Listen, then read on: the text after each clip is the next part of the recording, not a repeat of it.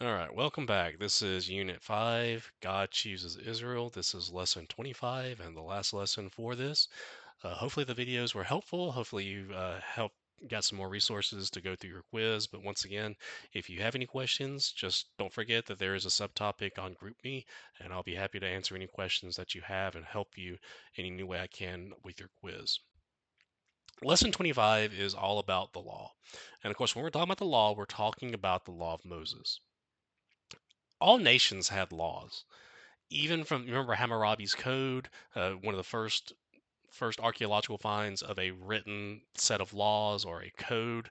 Nations had laws, but Israel's were special because they came from God. On page 122 of your workbook, it says the law of Moses served as the practical guide for all daily and yearly life in Israel. If you ever had a question, and not just about religion, we're talking about civil things, and we talk about civil, we're talking about government, governmental things as well. Everything was dictated by the law. It also talks about it influenced the development of Western legal systems. And so a lot of our laws are based upon not only the law of Moses, but a lot of the ancient laws from antiquity. Morality really hasn't changed a whole lot, So the things that were wrong back then, murder, stealing, adultery, those things are still wrong today. And so a lot of that's why we're talking about a lot of our legal system is based upon uh, what we see here in the law. The law states what God expects from his people. Page 123, it talks about the old covenant was based on grace as well. Sometimes I'm afraid that we so associate the law with just a bunch of rituals, with sacrifices, a lot of thou shalt nots, but we do see grace in the old law as well. The book goes on and says God never wanted Israel just to obey the external requirements of the law without any devotion to him. Yes, God had a lot of commandments. Yes, there were a lot of regulations and a lot of rules to follow. But at the end, God wanted the people to obey them because they wanted to obey them, because they recognized they were for their good. They recognized that it was from God. That's what He wanted. Of course, the people didn't do that, but that's what He wanted. He wanted from the law, from the obedience of the people. Page 124 talks about the law provided training and what it meant to live for the one true and holy God. It's interesting how oftentimes you hear the accusation thrown against Christians today that we're too Pharisaical and talk about how, oh, you adhere to the laws way too much. The whole book, chapter, verse thing, you're so Pharisaical in that. Pharisees weren't condemned because they believed in the law. They were condemned because they added their own interpretations to the law. And I think that's a key thing to remember. It's not that Jesus said that, oh, you shouldn't have kept the law. That's not what he said.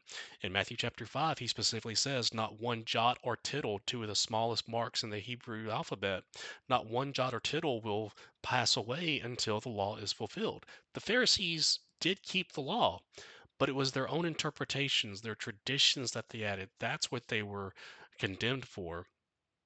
They weren't condemned for following the law because while before Jesus died and was risen, the law was in effect. The Jews were supposed to follow that law. One more thing about this, uh, the book brings out that there are three kinds of legal provisions in the law. First is apodictic. Apodictic. These are like the thou shalt nots. These are laws of absolute obligation. One of the questions on the quiz talks about find examples of each of these different types. So an apodictic would be like the Ten Commandments. So pick any of the Ten Commandments. Thou shalt not murder, thou shalt not commit adultery, bear false witness. Those are absolute obligations.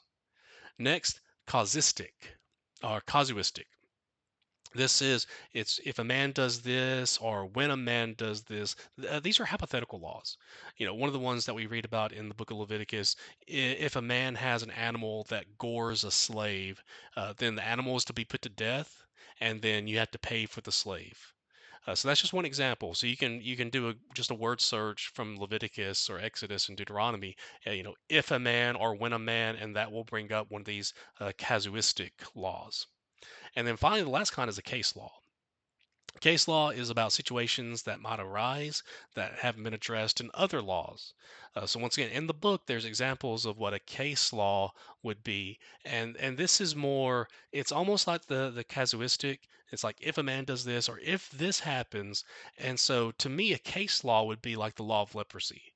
The whole idea that if you're found with a spot, go to the priest, let them investigate, let them look at it.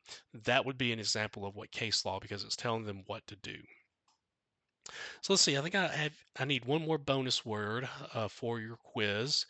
So just once again, we've had four so far, and your fifth one is going to be Smith. My last name, Smith.